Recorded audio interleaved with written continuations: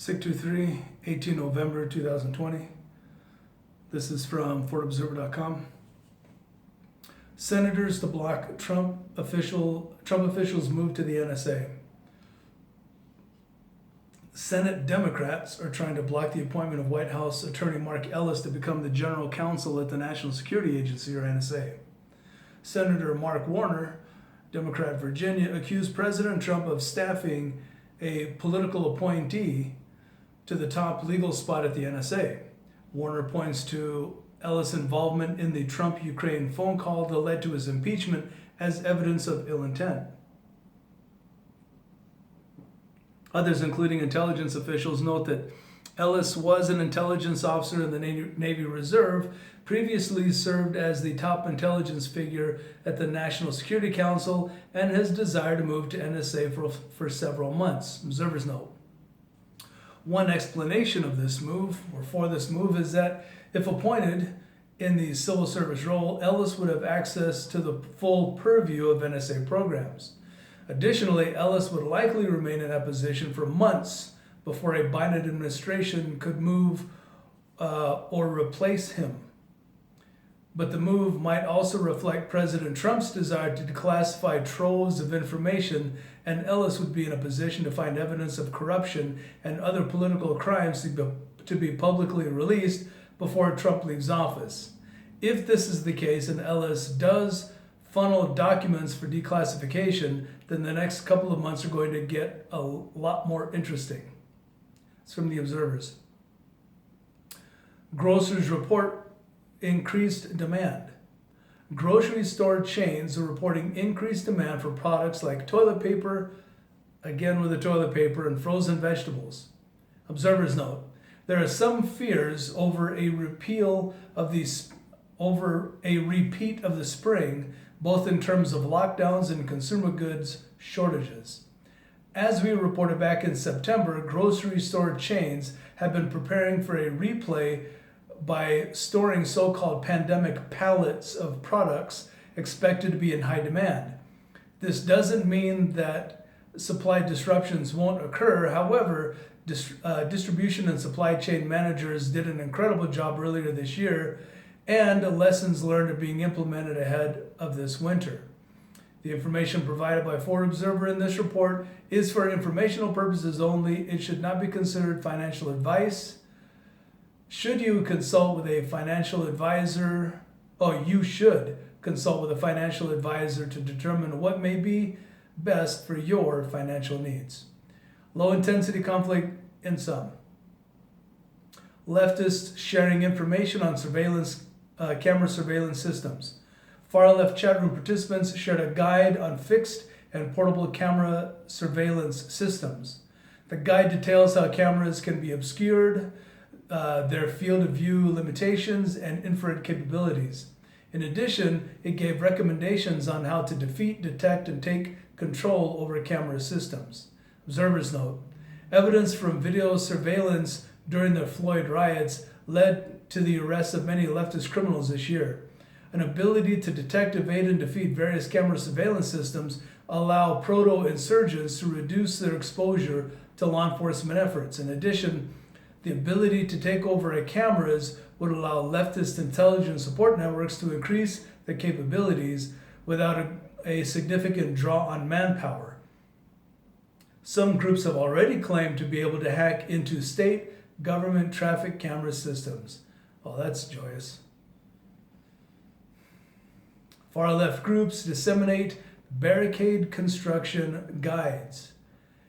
In chat rooms and forums, leftist groups are sharing information on how to build more effective street barricades during protests. The construction methods rely heavily upon stealing existing barricades from law enforcement and construction sites. They recommend altering them with zip ties, metal wire, lumber, and incorporate them with solid structures such as lampposts. Observers note, more robust barricades could allow far-left groups to sustain disruptions for longer and against greater law enforcement opposition. Effective barricades support the common insurgent goal to take and hold territory from the government. Anti-fascists to counter Trump supporters in Atlanta. Ali Alexander, one of the organizers of the Million MAGA March in Washington, D.C., is calling for Trump supporters in Atlanta today and into the weekend. The 4-day Stop the Steal event is meant to draw support for President Trump's re-election efforts, as well as rally Republican support for the upcoming runoff Senate election in Georgia. Observers note, anti-fascist groups are planning disruptions during the event and are specifically calling for black bloc tactics. As we witnessed in Washington, D.C. last weekend, the likelihood of violence is high. Of note, Atlanta does not have the strict gun control laws of D.C., so the possibility of armed protesters at this event is higher.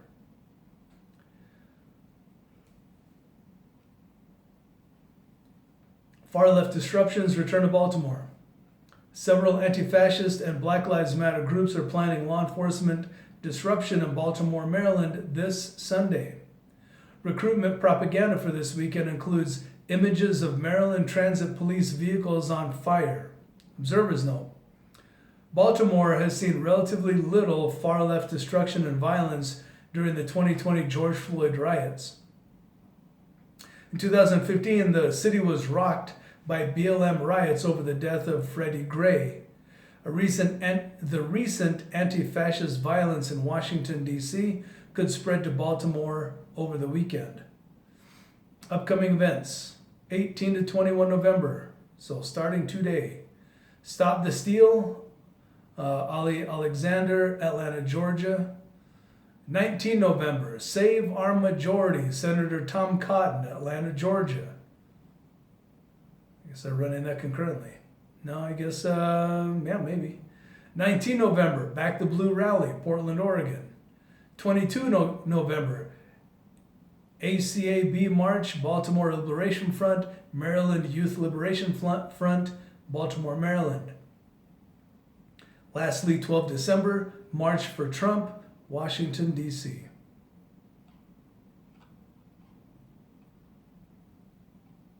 You know, I read how law enforcement in D.C.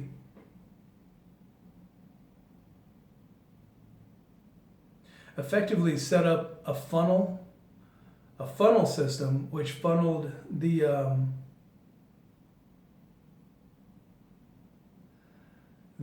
pro-Trump supporters into an area where there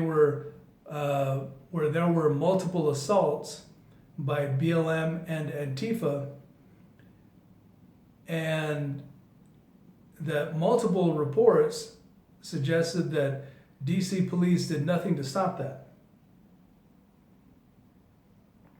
The assaults. You remember what I said about law enforcement having to make a choice?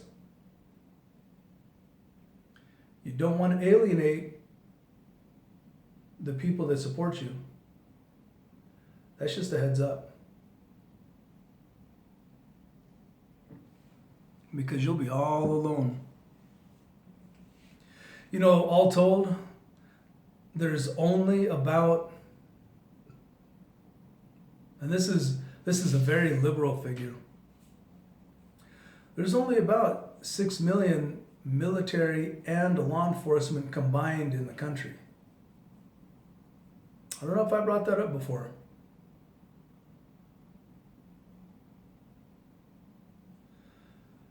But it would be wise